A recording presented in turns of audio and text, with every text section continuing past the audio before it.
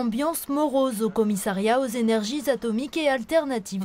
Le choc de la fermeture en 2019 est dur à encaisser. 370 salariés des départements scientifiques et techniques devraient être mutés progressivement en Aquitaine. Mais pour les 170 autres salariés, c'est encore le flou. Un déménagement qui inquiète.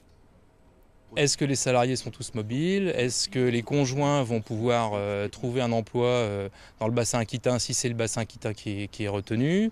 La problématique du logement, bien évidemment, sera entière, puisque aujourd'hui, on peut imaginer qu'un départ massif de salariés dans le bassin d'emploi va créer entre guillemets un choc immobilier.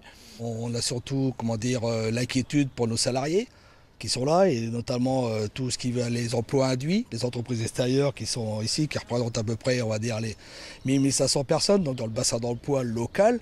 Je veux dire, ça va être très difficile pour eux. Les raisons avancées de cette fermeture, un coût de fonctionnement trop élevé.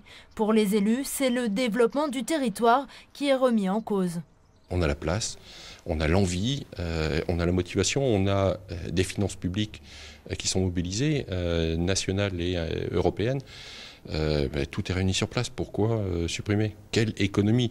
A-t-on mesuré correctement ce qu'on économise d'un côté et ce qu'on va dépenser de l'autre côté? Nous voulons aujourd'hui que s'ouvrent de véritables négociations. C'est la raison pour laquelle, dès aujourd'hui, je saisis le Premier ministre, le ministre de la Défense, de ma position. C'est une position qui est une position de refus de cette décision sèche, sans aucune compensation, qui affaiblit notre territoire.